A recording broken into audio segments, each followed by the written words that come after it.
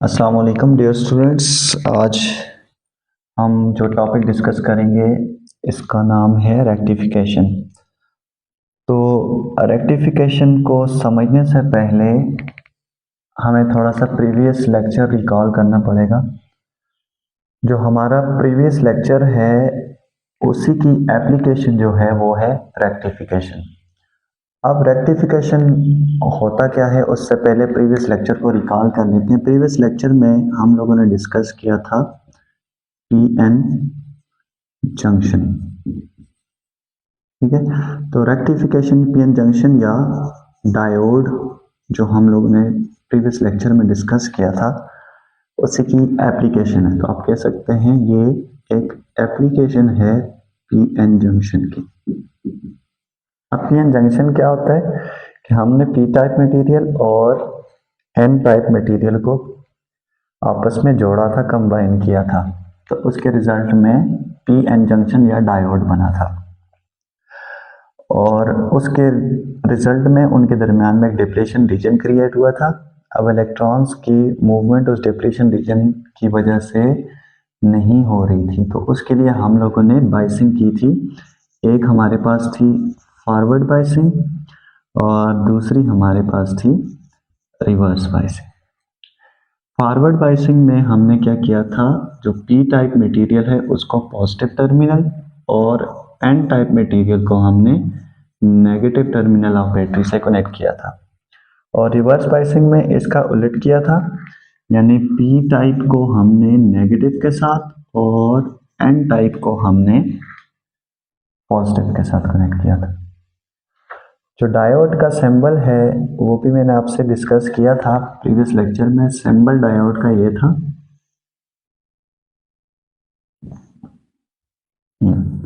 जिसमें ये टाइप इस साइड ये पी और ये एन। ठीक है, तो फॉरवर्ड बाइस में हमने क्या किया था, इस डायोड को के पी टाइप को पॉजिटिव टर्मिनल और जो एन साइड है उसको हमने नेगेटिव के साथ कनेक्ट किया था। तो ये हमारे पास फॉरवर्ड बाइसिंग बन गई थी। अब रिवर्स बाइसिंग में हमने क्या किया था कि इसी का उलट, यही डायोड, इस डायोड को हमने कनेक्ट किया था पी वाली साइड को नेगेटिव के साथ और एन वाली साइड को हमने पॉजिटिव के साथ कनेक्ट किया था। ठीक है, और इसी तरह मज़ीद अगर रिकॉल करें तो हमने कहा था कि फॉरवर्ड बाइसिंग में देखा था कि जो करंट है आए वो फ्लो करेगा, और रिवर्स बाइसिंग में नो करंट विल फ्लो। ठीक है, बहुत छोटा करंट आपको बताया था माइनॉरिटी चार्ज कैरियर्स की वजह से, लेकिन वो बहुत छोटा होता है, तो इस वजह से हम कहेंगे यहाँ पर इसके एप्लीकेशन में कि फॉरवर्ड बाइसिंग में करंट फ्लो करेगा, यानी डायोड फॉरवर्ड बाइसिंग में करंट को अलाउ करेगा, और जो रिवर्स बाइसिंग है उसमें करंट को अलाउ नहीं करेगा। ठीक है, होपफुली आप लोगों को ये अच्छे से आता होगा। नहीं आता तो आप दोबारा से रिवाइज करें, क्योंकि उसके बगैर आपको रेक्टिफिकेशन समझ नहीं आएगा। अब चलते हैं रेक्टिफिकेशन पर कि रेक्टिफिकेशन एक्चुअल में क्या है। तो रेक्टिफिकेशन के लिए सबसे पहली बात ये आ गई कि ये क्या है, एप्लीकेशन है पीएन जंक्शन की, यानी डायोड की। तो रेक्टिफिकेशन को डिफाइन करते हैं। ये एक ऐसा प्रोसेस है इन विच AC यानी alternating current is converted into DC direct current. Diode की जरूरत क्यों पेश आई कि हमने उससे रेक्टिफिकेशन करनी है, और रेक्टिफिकेशन क्या है, हमने अल्टरनेटिंग करंट को डायरेक्ट करंट में कन्वर्ट करना है। ठीक है, ये रेक्टिफिकेशन की आपके पास डेफिनेशन आ जाएगी। अब हमें देखना है कि AC क्या होता है और DC, इसको थोड़ा सा रिवाइज कर लेते हैं। हम लोगों ने चैप्टर नंबर 15 में डिस्कस किया था अल्टरनेटिंग करंट। तो अल्टरनेटिंग करंट की ये वेव फॉर्म होती है टाइम के लिहाज से करंट की। तो आपने देखा था कि alternating current continuously direction wise और मैग्नीट्यूड वाइज अपने आप को वेरी कर रहा होता है।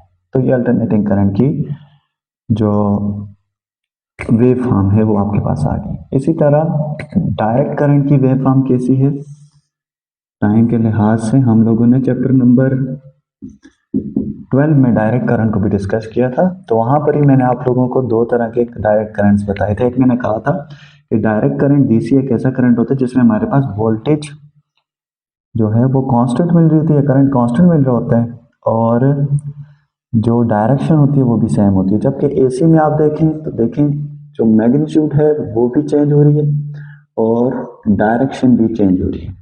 जबकि जो हम लोगों ने डीसीएस से पहले डिस्कस किया था उसमें हमारी जो मैग्नीट्यूड है वो कांस्टेंट रही हुई थी और डायरेक्शन भी सेम थी। तो इस तरह का ग्राफ हमारे पास आया था।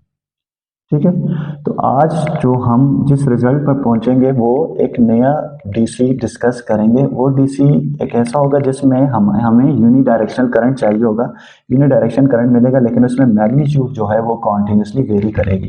तो आज वाले डीसी का जो ग्राफ आएगा वो कुछ इस तरह का आएगा, यूं यूं भी आएगा और कुछ हमारे पास ग्राफ यूं भी आएगा। ये दोनों ग्राफ्स हम डिस्कस करेंगे। ठीक है, तो इस तरह के डीसी को में आपकी जो वोल्टेज या करंट जो है वो कांस्टेंट रहता है और डायरेक्शन और मैग्नीट्यूड दोनों कांस्टेंट रहती है। मतलब आप किसी फिक्स मैग्नीट्यूड पर डीसी को ले रहे होते हैं। तो अब इसमें देखें, यहाँ पर देखें डायरेक्शन आपकी सेम है, यानी सारे के सारे साइकिल्स पॉजिटिव हाफ में हैं, लेकिन जो मैग्नीट्यूड है वो चेंज हो रही है ना। तो कॉन्टिन्यूसली मैग्नीट्यूड वेरी कर रही है। तो इस तरह के जो डीसी है उसे आप कहते हैं पल्सुएटिंग डीसी। तो आज का हमारा काम क्या होगा स्टूडेंट्स, कि हमने इस एसी वेव को रेक्टिफायर या रेक्टिफिकेशन के जरिए कन्वर्ट करना है किसमें, डीसी या पल्सुएटिंग डीसी वेव में। उससे आगे ये भी होता है लेकिन ये आपके उसमें नहीं है कोर्स में, तो हम यहाँ तक ही इसको डिस्कस करेंगे। तो होपफुली आप लोगों को यहाँ तक क्लियर हो चुका होगा। तो चलते हैं अब अपने टॉपिक पर। टॉपिक की बेस मैंने आपको बता दी कि इसमें हम अल्टरनेटिंग करंट्स को कन्वर्ट करेंगे किसमें, डायरेक्ट करंट में। अब इसके बाद कि हमें रेक्टिफिकेशन की नीड क्यों आई, ज़रूरत क्यों पेश आई, इस चीज़ को थोड़ा सा डिस्कस करते हैं, उसके बाद हम कंप्लीट टॉपिक पर जाते हैं। तो नेक्स्ट हमारी हेडिंग होगी नीड ऑफ रेक्टिफिकेशन। तो हेडिंग डालें नीड ऑफ रेक्टिफिकेशन। रेक्टिफिकेशन की हमें नीड। जो हमारे घरों की बिजली है आप लोग जानते हैं स्टूडेंट्स, वो मेनली किस पर मुश्तमिल होती है, एसी, यानी वो अल्टरनेटिंग करंट होता है। यानी अल्टरनेटिंग करंट कौन सा, जिसमें कॉन्टिन्यूसली डायरेक्शन और मैग्नीट्यूड जो है वो चेंज होती रहती है। जबकि हमारे घर की जो ज़्यादातर इलेक्ट्रॉनिक कंपोनेंट्स हैं उनको आप देखें, जैसे कि हमारे पास आ जाते हैं मोबाइल फोन्स, कंप्यूटर्स, टीवीज, वो सारे किस पर वर्क करते हैं, दे वर्क ऑन डीसी, वो डीसी पर वर्क करते हैं। तो अब हमें कोई ऐसी डिवाइस चाहिए जिसमें हमें एसी को कन्वर्ट कर ले डीसी में। तो उसके लिए हम फिर रेक्टिफिकेशन करेंगे। फिर एक और यूज देखें कि एसी जो है वो कॉन्टिन्यूसली डायरेक्शन को चेंज करता है, जबकि डीसी जो है वो एक ही डायरेक्शन में फ्लो करता है। तो ये एक डायरेक्शन में हमें जो करंट है ज़्यादातर किसी भी इलेक्ट्रिकल कंपोनेंट या इलेक्ट्रिकल सर्किट को प्रॉपर फंक्शनिंग करने के लिए ज़रूरी होता है। तो इस वजह से हम एसी को डीसी में कन्वर्ट करते हैं। फिर इसी वजह से आपके घरों में जो बैटरीज हैं, बैटरीज भी ज़्यादातर जो हैं वो आप देख सकते हैं, वो बल्कि ज़्यादातर क्या, हर बैटरी जो है वो आपकी डीसी पर ही चलती है। तो उसके लिए फिर आप क्या करेंगे कि एसी को डीसी में कन्वर्ट कर लेंगे। ठीक है, तो होपफुली आप लोगों को ये क्लियर हो गया होगा कि हमें रेक्टिफिकेशन की ज़रूरत क्यों पेश आई, यानी हम एसी को डीसी में क्यों कन्वर्ट करते हैं। तो जिस डिवाइस के ज़रिए हम एसी को डीसी में कन्वर्ट करेंगे उस डिवाइस का क्या नाम है, that device is known as rectifier. Next heading हमारी आ जाएगी रेक्टिफायर। तो रेक्टिफायर क्या है, a device which converts AC into DC। ठीक है, और वो डिवाइस हमारे पास यहां पर कौन सी है स्टूडेंट्स? रेक्टिफायर के तौर पर हम यूज करेंगे डायोड, जो कि हम लोगों ने प्रीवियस लेक्चर में डिस्कस किया था और अभी भी मैंने आपके सामने रिकॉल किया है उसको। ठीक है, तो डायोड का ये सिंबल और इसी सिंबल को हम यूज करेंगे, ये आ जाएगी ये साइड P और ये साइड N, यानी PN जंक्शन डायोड हम यूज करेंगे एज अ रेक्टिफायर। तो अब रेक्टिफिकेशन हमारे पास दो तरह की होती है, types. First rectification is half wave rectification, half wave rectification. और दूसरी जो होगी that is full wave rectification. अब इन दोनों को वन बाय वन हम डिस्कस करते हैं कि हाफ वेव रेक्टिफिकेशन क्या होती है और फुल वेव, और उसी से आपको सारा रेक्टिफिकेशन का जो कंसेप्ट है वो क्लियर हो जाएगा। तो सबसे पहले हेडिंग डालें पहली टाइप की, half wave rectification. First type, half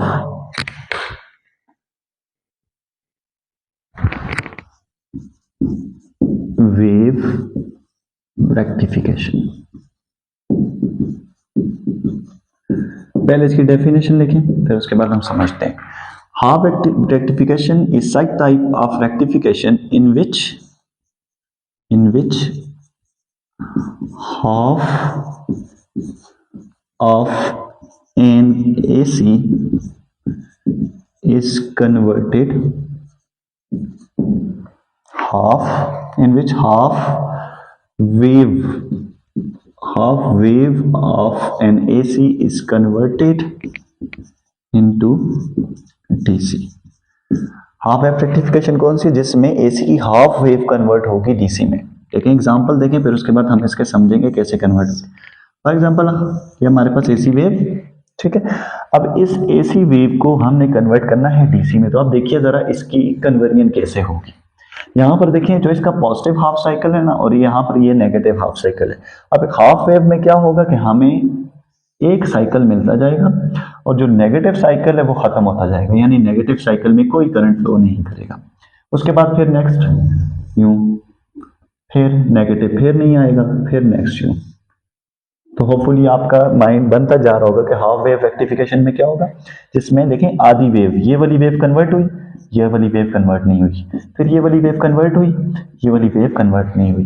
तो कैसे ऐसी रेक्टिफिकेशन की टाइप जिसमें हम हाफ ऑफ AC वेव को कन्वर्ट करते हैं इसमें DC में। तो ये पल्सेटिंग DC का हाफ आ गया और ये हमारे पास AC। अब देखते हैं स्टूडेंट्स कि इसको हम कन्वर्ट कैसे करते हैं। तो अब उसके लिए हमें हाफ वेव रेक्टिफिकेशन की डेफिनेशन अब हमने देख ली, अब इसकी कंस्ट्रक्शन देख लेते हैं कि हाफ वेव रेक्टिफिकेशन में हमें क्या क्या चीजें रिक्वायर्ड होंगी। सबसे पहली चीज हमें एक इनपुट सोर्स चाहिए होगा, और इनपुट सोर्स जाहिर है आपको पता लग गया होगा कि वो कौन सा होगा, AC जिसे हमने कन्वर्ट करना है। ठीक है, फिर सेकंड चीज स्टूडेंट्स इसमें जो हम यूज करेंगे वो होगा ट्रांसफार्मर। ट्रांसफार्मर का काम क्या होता है, ये सारा कुछ आप लोग पढ़ चुके हैं चैप्टर नंबर 14 में। ट्रांसफार्मर किसी भी जगह पर वोल्टेजेस को स्टेप अप और स्टेप डाउन करने के लिए यूज होता है, AC वोल्टेजेस। ठीक है, तो ट्रांसफार्मर के जरिए हमें अगर हाई वोल्टेज आगे चाहिए आउटपुट पर, तो हम जो है वो ट्रांसफार्मर की एक टाइप यूज करेंगे विच इज स्टेप अप, और अगर हमें आगे वोल्टेजेस कम चाहिए तो उसके लिए हम स्टेप डाउन यूज करेंगे। तो ट्रांसफार्मर का काम होपफुली आप समझ चुके होंगे कि हम यहाँ पर क्यों यूज कर रहे हैं, वोल्टेजेस को अप या डाउन करने के लिए। ज्यादा वोल्टेजेस चाहिए तो स्टेप अप यूज करो, कम चाहिए तो स्टेप डाउन। तीसरी चीज वही जो हम रेक्टिफिकेशन में यूज करेंगे, रेक्टिफायर मीन्स डायोड। ठीक है, तो यहां पर एक सिंगल डायोड यूज होगा। ठीक है, और चौथी चीज जो यहां पर यूज होगी वो क्या होगी, कि हमने जिस लोड को देना है डीसी, लोड रेजिस्टेंस, यानी लोड कह सकते हैं एल, ये हम यूज करेंगे। ठीक है, तो ये चार इसके मेन कंपोनेंट्स हैं जिसमें हम क्या करेंगे, इनपुट सोर्स एसी ट्रांसफार्मर देंगे, दूसरी चीज तीसरी आ जाएगी डायोड जो मेन फंक्शन करेगा यहाँ पर, और चौथा जो लोड रेजिस्टेंस, और लोड रेजिस्टेंस यहाँ पर एज एन आउटपुट यूज होगा। ठीक है, तो इस इनपुट से आउटपुट तक चलने के लिए हमें दरम्यान में इस फंक्शन को समझना होगा। और भी बहुत कुछ होता है इसमें, लेकिन चूंकि आपकी कोर्स तक यही है तो ये यहाँ तक हम इस चीज़ को समझेंगे। अब इस चीज़ को ड्रा करते हैं, ये जो सारी चीज़ें हमने लिखी हैं इसको हम वन बाय वन ड्रा करते हैं। अब देखिए, सपोज करें हमारे पास ये एक अल्टरनेटिंग सोर्स है और उससे ये वाली वेव बन रही है, अल्टरनेटिंग वेव।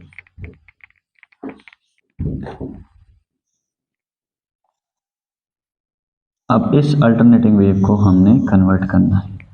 ठीक है, यानी ये इसका पॉजिटिव साइकिल, ये negative cycle, time versus current. अब इस एसी को हमने कन्वर्ट करना है किसमें, डीसी में। अब देखिए ये हमारा इनपुट आ गया, इनपुट सिग्नल। अब इस इनपुट सिग्नल को हमने डीसी में कन्वर्ट करना है। आप इस इनपुट सिग्नल देख सकते हैं पॉजिटिव साइकिल और नेगेटिव साइकिल, यानी एसी अपनी मैग्नीट्यूड और डायरेक्शन दोनों चेंज कर रहा है। अब इसके आगे हमने क्या ड्रा करना है, ये एसी सोर्स, देखिए एसी सोर्स का ये सिंबल। ठीक, अब इसके सामने आपने ड्रा करना है अपना ट्रांसफार्मर। तो ट्रांसफार्मर की दो कॉइल्स होती हैं, एक प्राइमरी और एक सेकेंडरी। ठीक है, मान लें हमने स्टेप डाउन करना है तो प्राइमरी के नंबर ऑफ टर्न्स ज़्यादा ड्रा करो और सेकेंडरी के कम। तो ये आ जाएगा सेकेंडरी, तो उसके थोड़े से आप कम ड्रा कर लो, ये सेकेंडरी के आ जाएंगे। ठीक है, तो ये आ जाएगा प्राइमरी कॉइल और ये सेकेंडरी कॉइल, मीन्स ये वाला जो यहाँ से यहाँ तक सर्किट है ये क्या आ जाएगा, दिस इज ट्रांसफार्मर। ट्रांसफार्मर के आगे यहां पर आप लगाओगे एक डायोड, और डायोड क्या, ये सिंबल, इसमें ये साइड P और ये साइड N। ठीक है, अच्छा इस टर्मिनल को कंप्लीट करें तो कंप्लीट करने के लिए यहां पर इधर एक लोड रेजिस्टेंस लगा दो, ये लोड रेजिस्टेंस आ जाएगी। ठीक है, RL से डिनोट कर लेता हूँ लोड रेजिस्टेंस। इन टर्मिनल्स का मैं नाम दे देता हूँ, इसको मैं कह लेता हूँ A, यहाँ पर B, यहाँ पर C और यहाँ पर D। अब वर्किंग कैसी होगी, वर्किंग को भी सीखते जाते हैं साथ साथ। ठीक है, तो ये आपने ड्रा कर ली होगी, मैं इसी को ज़रा शॉर्ट करके ड्रा कर लेता हूँ। नाउ स्टूडेंट्स देखें यहाँ पर, उसी को मैंने एक जगह पर तरतीब से बना लिया। तो यहाँ पर इनपुट सिग्नल, दरम्यान में कंस्ट्रक्शन जो भी आपको समझाई है, और वहाँ पर हमें आउटपुट मिलेगा। ठीक है, तो अब देखें ज़रा क्या होगा। आपको पता है एसी साइकिल में पोलैरिटी कॉन्टिन्यूसली रिवर्स होती रहती है, यानी पहले हाफ में अगर ये साइड पॉजिटिव है, ये साइड पॉजिटिव है, तो ये उसके ऑपोजिट साइड नेगेटिव होगी। ठीक है, और अगले ही हाफ में, यानी जब यहाँ से आगे का साइकिल स्टार्ट होगा तो क्या होगी, ये वाली साइड पॉजिटिव बन जाएगी और ये वाली साइड नेगेटिव। ये सारी चीज़ें आपने सीखी हुई, तो इसी चीज़ को यहाँ से आगे मैं बना देता हूँ। देखिए ज़रा, सपोज करें हमारे पास पॉजिटिव हाफ साइकिल चल रहा है यहाँ से। ठीक है, पॉजिटिव हाफ साइकिल मीन्स कि हमारा जो ये टर्मिनल्स का नाम दिया हुआ है A, B, C और ये आ जाएगा D। अब देखें ज़रा, पॉजिटिव हाफ साइकिल में क्या होगा कि ये वाली साइड पॉजिटिव और ये वाली साइड नेगेटिव। तो अब ज़रा या आप गौर से देखें, यहाँ पर क्या होगा कि एसी जैसे ही वर्क करेगा तो उसकी वजह से यहाँ पर आपको पता है आगे ट्रांसफार्मर में से ये एसी गुजरेगा, वो से स्टेप डाउन करेगा और आगे डायोड को वो जो एसी सिग्नल है वो रिसीव हो जाएंगे। अब देखें ज़रा, पहले हाफ साइकिल में फर्स्ट हाफ में क्या होगा, जो डायोड है, देखें डायोड का टर्मिनल ए किसके साथ कनेक्टेड है, पॉजिटिव के साथ, मींस अब यहाँ पर देखें P किसके साथ कनेक्टेड है, पॉजिटिव, और डायोड का जो टर्मिनल यहाँ से देखें D इस साइड से जाता है, तो इसका मतलब है ये वाली साइड जो N है तो यहाँ से देखें यूं इस साइड, तो वो किसके साथ कनेक्टेड है, नेगेटिव के साथ। तो फर्स्ट हाफ में देखें डायोड का P पॉजिटिव के साथ और N टर्मिनल, N साइड जो है वो या N टाइप वो नेगेटिव के साथ। तो ये कौन सी बायसिंग होती है, आप खुद ही समझ गए होंगे कि अगर P पॉजिटिव के साथ और N नेगेटिव के साथ, तो इस केस में जो आपका डायोड होगा वो कैसा होगा, that will be forward bias. और फॉरवर्ड बायस की कैरेक्टरिस्टिक्स हमें पता है कि क्या होगा, करंट विल फ्लो। ठीक है, तो क्या होगा, पहले हाफ साइकिल में करंट यहां से डायोड में से फ्लो होगा यहां पर और आगे लोड रेजिस्टेंस से होता हुआ वापस इस तरह।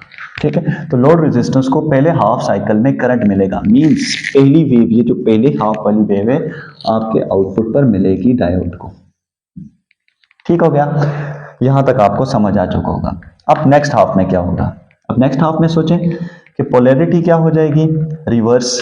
अब पोलैरिटी रिवर्स होगी तो क्या होगा, यहां से आगे जब जाएंगे तो ये वाली साइड क्या बन जाएगी, नेगेटिव, और ये वाली साइड पॉजिटिव बन जाएगी। ठीक, तो ये वाली साइड पॉजिटिव, ये वाली साइड नेगेटिव, तो सेकंड हाफ अब यहां पर क्या आ जाएगा, ड्यूरिंग सेकंड हाफ।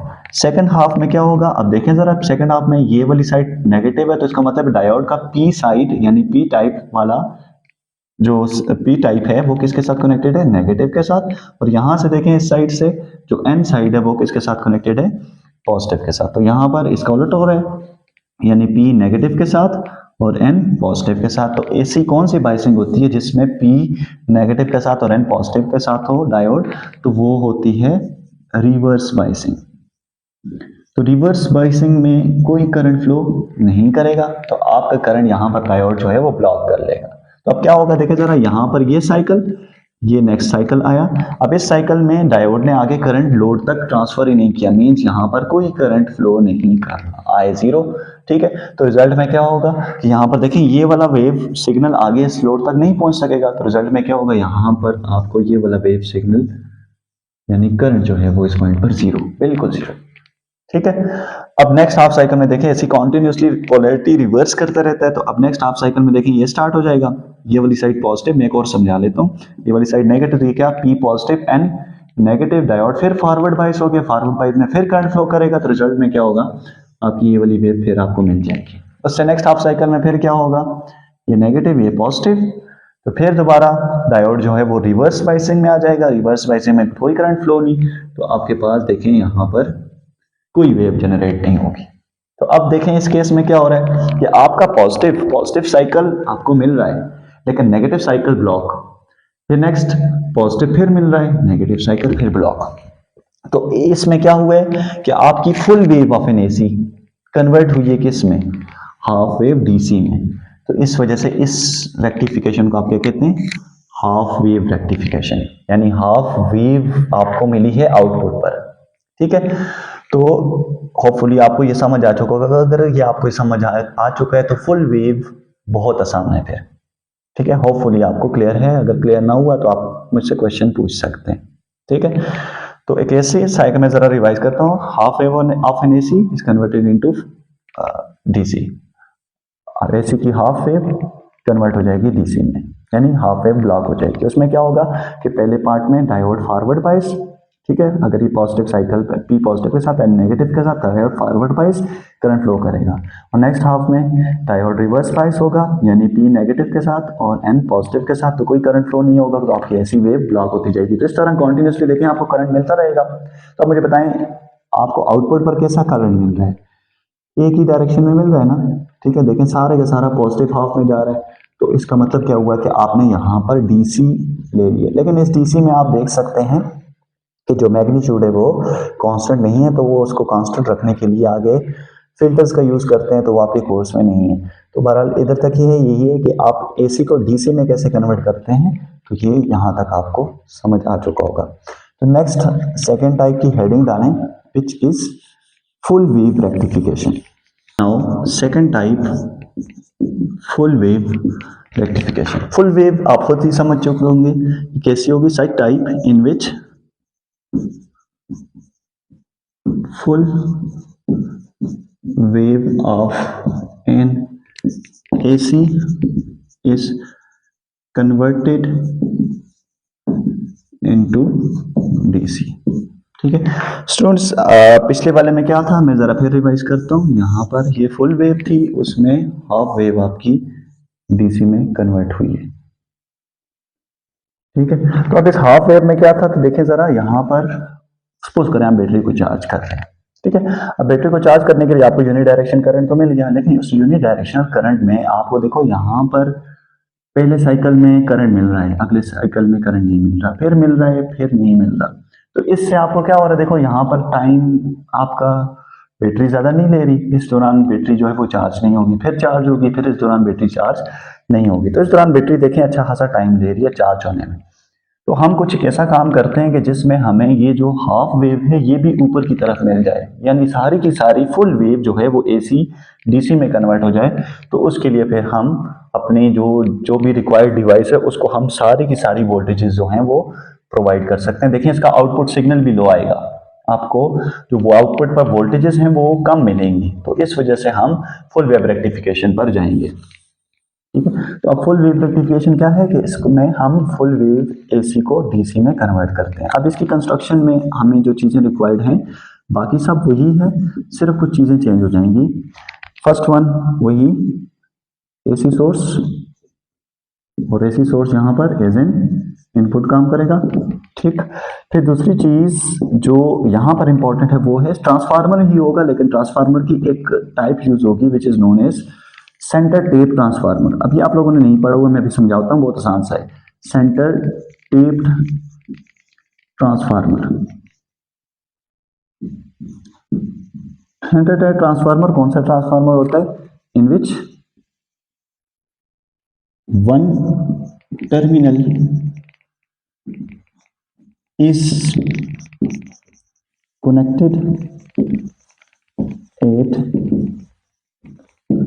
center। इसमें एक टर्मिनल आपके सेंटर पर होगा। आप सेंटर टेप ट्रांसफार्मर को क्यों यूज करते हैं, मैं जब हम वहां पर ड्रा करेंगे तो मैं आपको बता दूंगा। तीसरी चीज आ जाएगी स्टूडेंट्स, वहां पर एक डायोड यूज किया था, यहां पर आप 2 डायोड्स यूज करेंगे। ठीक है, और लास्ट में अच्छा जो फेडरल बोर्ड है उसके लिए यहाँ पर 4 डायोड्स यूज करते हैं, और उन 4 डायोड्स में फिर सेंटर टेप ट्रांसफार्मर की जरूरत नहीं पेश आती। तो अगर आप 2 डायोड यूज करें फिर सेंटर टेप ट्रांसफार्मर यूज करेंगे, 4 डायोड्स यूज करेंगे, यानी डायोड का ब्रिज यूज करते हैं, वो अलग है, फंक्शन सेम ही है, लेकिन वहां पर 4 डायोड यूज करते हैं। ठीक है, और लास्ट में फिर आपको आउटपुट मिलेगा, और आउटपुट पर आपने वो लोड लगाना है जिस पर आपने डीसी को देना है। ठीक है, तो ये आ जाएगी इसकी कंस्ट्रक्शन। अब इसी की फिगर ड्रा कर लेते हैं, तो मैं जल्दी से फिगर ड्रा कर लेता हूँ। स्टूडेंट्स देखिए मैंने आपके सामने फिगर ड्रा कर ली है, तो अब इस फिगर में देखें ये इनपुट, ठीक है, इनपुट पर आ गया एसी, एसी के बाद ये ट्रांसफार्मर, और ट्रांसफार्मर के बाद आ जाएंगे 2 डायोड्स। ठीक है, अब देखें यहाँ पर मैंने अभी लोड आपके सामने मैंने कनेक्ट नहीं किया। अब उस लोड को कैसे कनेक्ट करते हैं वो भी मैं आपको सिखाऊंगा, लेकिन उससे पहले जरा समझ लें। ठीक है, मान लें कि मैं पिछले वाले उसकी तरह लोड को यहाँ पर कनेक्ट कर लेता हूँ, और मैं सेंटर टेप ट्रांसफार्मर की आपको नीड बताता हूँ, उसकी नीड क्यों है। ठीक है, सपोज करते हैं आरएल को मैंने यहाँ पर कनेक्ट कर लिया। अब क्या होगा देखें जरा, आपको पता है एसी पॉजिटिव हाफ साइकिल में, यानी ये पॉजिटिव होगा तो इसका मतलब है ए पॉजिटिव मींस ये पी साइड, और ये एन साइड, ये वाला डायोड जो है वो पी पॉजिटिव और एन उसके यहाँ से नेगेटिव के साथ कनेक्टेड है, तो इट मींस ये वाला डायोड जो है वो फॉरवर्ड बाइस आ जाएगा। अब देखें जरा क्या होगा, अगर ये डायोड फॉरवर्ड बाइस्ड है, ठीक है, यानी ये टर्मिनल पॉजिटिव ये नेगेटिव, तो इस केस में यहाँ से करंट फ्लो करेगा। ठीक है, देखें जरा करंट यहाँ से आ रहा है, यहाँ से आएगा, तो देखें करंट यहाँ से, अब ये वाला साइड, इस साइड को जरा देखें, वहां पर वो वाली साइड फॉरवर्ड बन गई, करंट आ रहा है। ठीक, अब इस साइड से क्या होगा कि यहाँ पर देखें, इस साइड से ये वाली साइड नेगेटिव मींस पी और ये डायोड का एन, तो पी किसके साथ कनेक्टेड है, यहाँ से नेगेटिव के साथ, तो ये वाला डायोड का जिसका पी नेगेटिव के साथ और एन उस साइड से पॉजिटिव के साथ कनेक्टेड हो, तो ये डायोड कौन सा बाइस बन जाएगा, रिवर्स बाइस, और ये वाला डायोड फॉरवर्ड बाइस। तो अब जरा मुझे होर से देखकर बताएं कि क्या यहाँ पर करंट फ्लो करेगा। देखें जरा, इधर से करंट आ रहा है फॉरवर्ड में, इधर से करंट रिवर्स में, तो यहाँ से तो करंट जो है वो पूरे सर्किट में करंट फ्लो ही नहीं करेगा फॉरवर्ड बाइसिंग में, तो यहाँ से फॉरवर्ड, यहाँ से रिवर्स, तो रिजल्ट में कोई करंट इस लोड के अंदर से फ्लो नहीं करेगा। तो अब तो हमें करंट चाहिए, ठीक है। तो करंट के लिए हमें एक डायोड को फॉरवर्ड बायस बनाना है, ठीक है, ताकि उस फॉरवर्ड बायसिंग की वजह से दूसरा डायोड जो है वो ऑपोजिट में उसको रिवर्स बायस ना करे, ठीक है। तो अब उसके लिए यहाँ पर हम क्या कर लेंगे, इस लोड को यहाँ से हटाऊं, ठीक है। अब इस लोड को यहाँ से हटाकर आपने क्या करना है, लोड को यहाँ पर एक्स्ट्रा यहाँ से यूं कनेक्ट कर लेना, ठीक। और यहाँ से ट्रांसफार्मर के जो सेंटर है, इस सेंटर से एक टर्मिनल आपने लेना है, इस सेंटर से एक टर्मिनल, ठीक है। सेंटर टाइप ट्रांसफार्मर मीन जहां पर ट्रांसफार्मर की सेकेंडरी कॉइल के सेंटर से आप एक टर्मिनल बनाएंगे।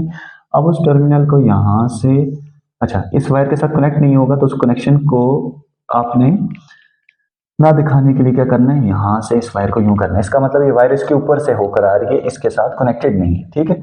और यहाँ से बाहर से लोड के साथ आपने इसको यहाँ से कनेक्ट कर देना है, ठीक है। मीन्स ट्रांसफार्मर के सेंटर से एक टर्मिनल और यहाँ से लोड लोड मीन्स RL को यहाँ से आपने कनेक्ट कर लिया। तो आपके ये पूरा जो है वो सर्किट बन गया। अगर मैं डायरेक्ट आपको ड्रा करके बताता तो आपको शायद समझ नहीं आती, तो अभी आपको होपफुली समझ आ चुका होगा। सेंटर से एक टर्मिनल, यहाँ से टर्मिनल इस डायोड के साथ कनेक्टेड नहीं है, फिर कह रहा हूँ कि यहाँ से वायर ये ऊपर से इस तरह आपने करनी है, आपकी बुक में भी इसी तरह बनी हुई है। इसका मतलब है यहाँ से कनेक्टेड नहीं है, यहाँ से होकर लोड, और लोड देखें अब इनके साथ कनेक्टेड है।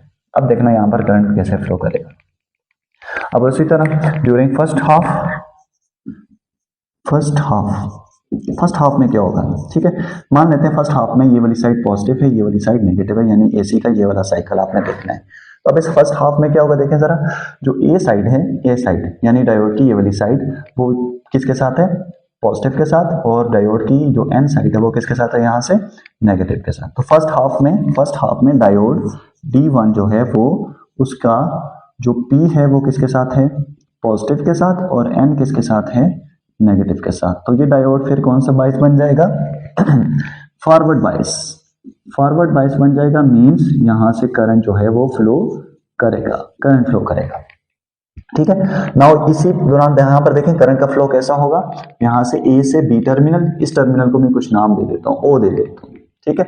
ए से बी, बी से ओ। अब देखें बी से ओ जब जाएगा यहां पर करंट, यहां तक करंट की आपने साथ साथ डायरेक्शन बताती जानी है, ठीक है।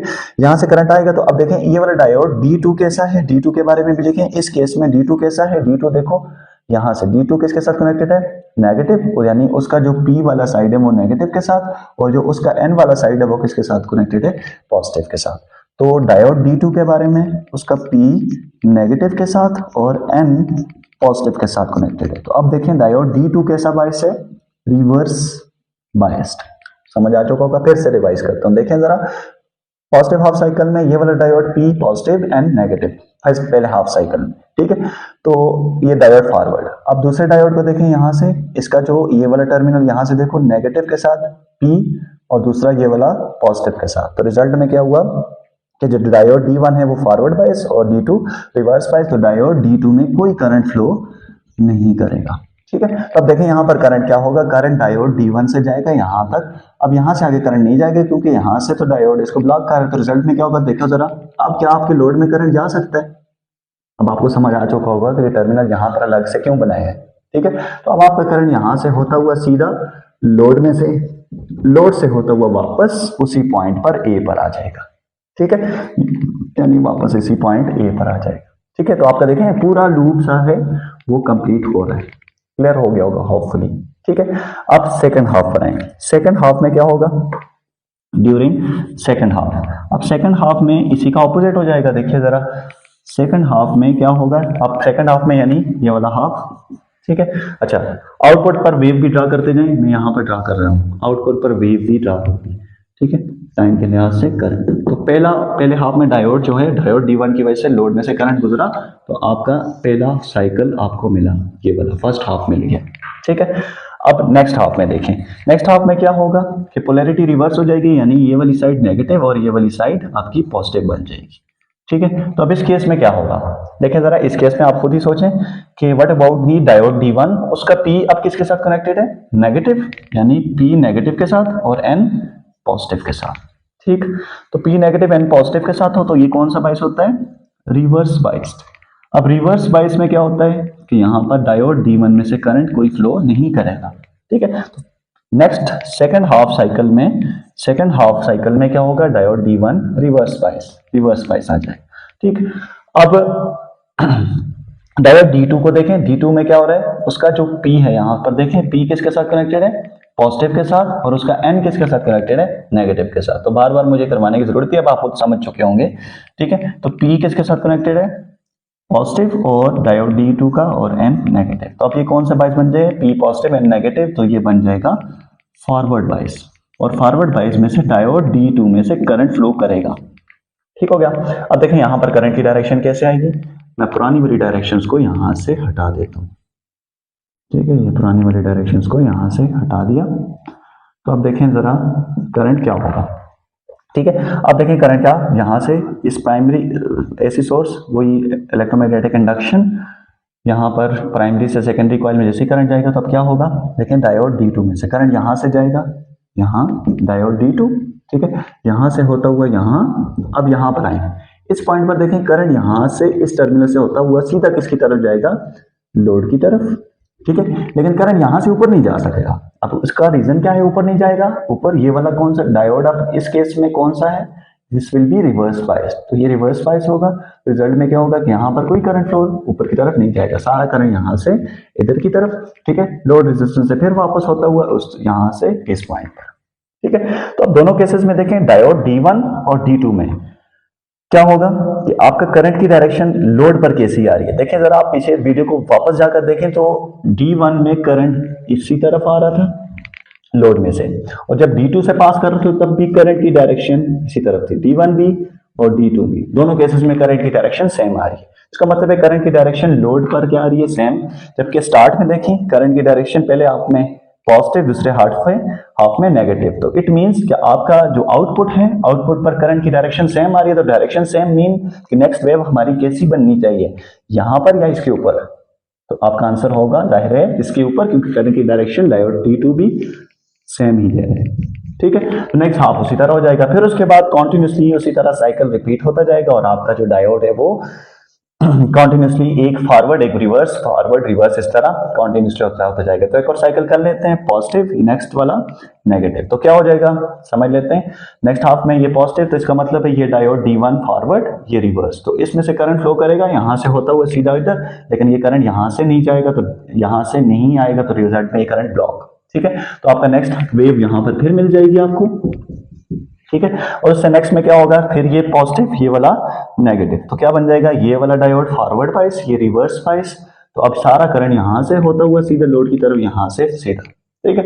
तो आपका ये नेक्स्ट वेव भी आपको यूं मिलती जाएगी। तो इस तरह आपकी वेव जो है वो रिपीट होती जाएगी। तो अब आप इस सारे जो रेक्टिफिकेशन है फुल वेव, उसको सम करें या कंक्लूड करें तो उसका रिजल्ट हमें क्या मिलता है कि हमने जो पिछली वाली टाइप की थी तो उसमें हमें हाफ वेव मिली थी, हाफ वेव ब्लॉक, ठीक है। लेकिन इसमें आपको देखें हाफ वेव ये भी मिल रही है, यानी पॉजिटिव साइकिल भी मिल रहा है, और नेगेटिव साइकिल भी आउटपुट पर आपको नेगेटिव साइकिल भी मिल रहा है। इट मींस कि आपकी फुल वेव जो है वो एसी की वो कन्वर्ट होगी किसमें, डीसी में, ठीक है। तो इस वजह से इसे आप क्या कहते हैं, फुल वेव रेक्टिफिकेशन।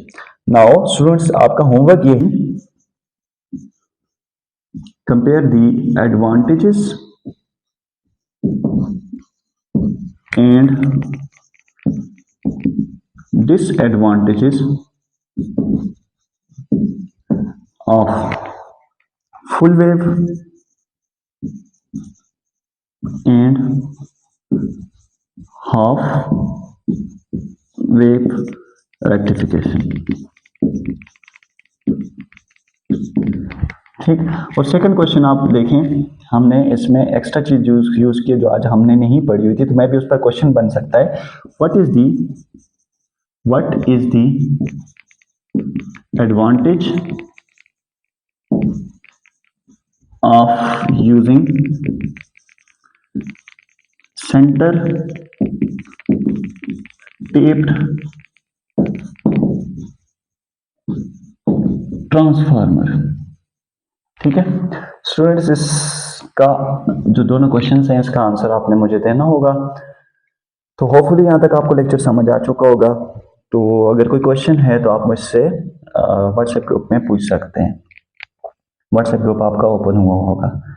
तो स्टूडेंट्स, एक ही चीज़ आपको मैं कहूँगा कि आपने अपना जो टॉपिक है इसको अच्छे से करना है।